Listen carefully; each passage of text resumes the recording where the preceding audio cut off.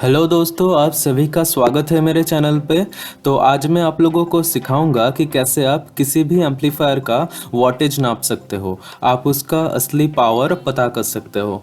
तो यहाँ पर मैं ये 2050 आईसी वाला सर्किट यूज़ कर रहा हूँ। यह मैंने कुछ दिन पहले ही बनाया था, तो सोचा कि इस पे ही दिखा देते हैं। तो मैंने यहाँ पर एक 12012 का 4 एम्पियर का ट्रांसफार्मर यूज़ किया है, आप देख सकते हैं। और यहाँ पर ये है इसका इनपुट, और यहाँ पर मैंने एक 4 ओम्स का स्पीकर लगाया है इससे। तो चलिए शुरू करते हैं। तो इस प्रोसीजर के लिए पहले तो हमें चाहिए होगा एक मल्टीमीटर, और फिर चाहिए होगा एक कैलकुलेटर, और एक MP3 फाइल चाहिए होगा। आप वॉटेज को टेस्ट करने के लिए किसी भी तरह का MP3 फाइल यूज़ नहीं कर सकते हैं, क्योंकि उन गानों में साउंड अप डाउन होता रहता है, इसलिए आपको सही रेटिंग नहीं मिलेगा। तो यहाँ पर देख सकते हैं ये 50 हर्ट्ज़ 0 डेसिबल का एक MP3 फाइल है। मैं इसका लिंक डिस्क्रिप्शन में आपको दे दूंगा, वहाँ से आप इसको डाउनलोड कर लेना। और एक बात आपको ध्यान रखना है कि आप इसे फ़ोन में चलाएं या PC में चलाएं, जब आप इसको प्ले करेंगे तो इसका साउंड पूरी तरह से फुल होना चाहिए। मैं यहाँ पर आपको चला के दिखा देता हूँ।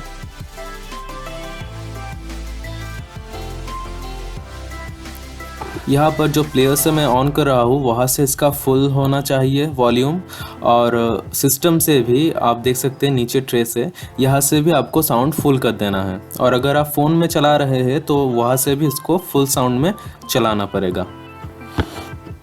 अगर आप चाहे तो ये 50 हर्ट्ज़ का टेस्ट साउंड आप गूगल से भी डाउनलोड कर सकते हो, बस सर्च कर देना।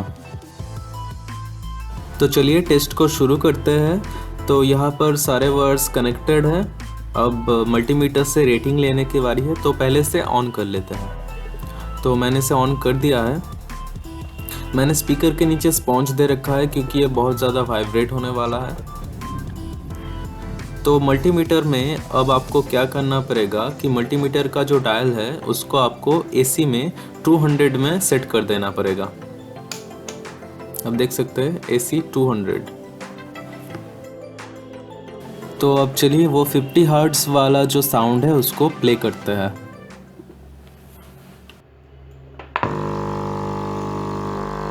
आप देख सकते हैं स्पीकर ऑन हो चुका है।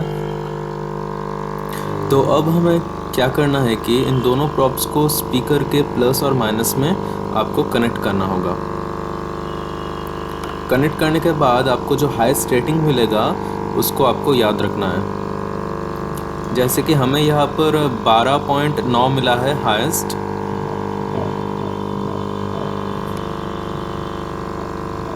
हाँ, 12.9 ही है हाईएस्ट।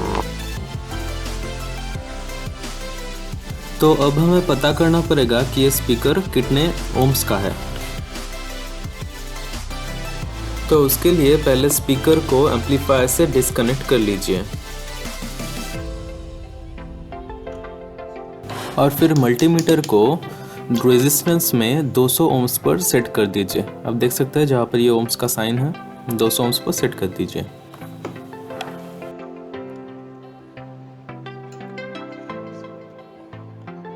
और फिर प्रॉप्स को स्पीकर के साथ जोड़ दीजिए। अब देख सकते हैं कि ये करीब करीब 3.8 दिखा रहा है।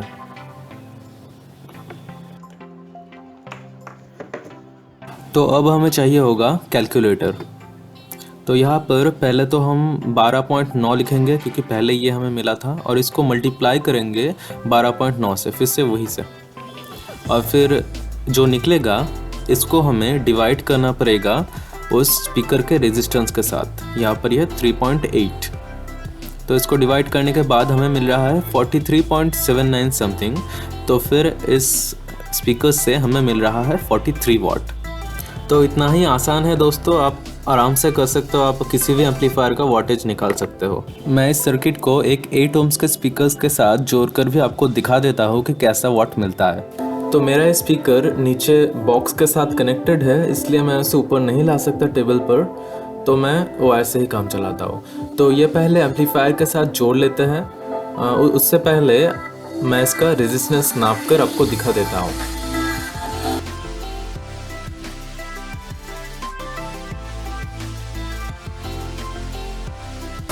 आप देख सकते हैं कि यहाँ पर करीब करीब 10-11 दिखा रहा है।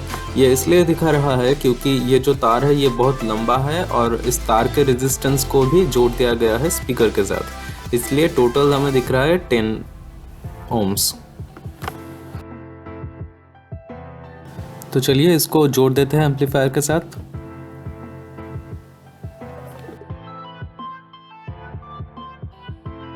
तो इसका पावर ऑन कर लेते हैं। तो मल्टीमीटर को फिर से AC 200 में सेट करना पड़ेगा आपको। तो चलिए प्ले करते हैं।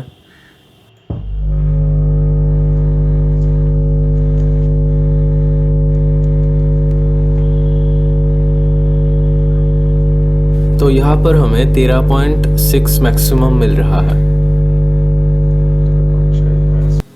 तो हम कैलकुलेटर में जाएंगे और 13.6 लिखेंगे, इनटू फिर से उसी को इनटू करेंगे 13.6।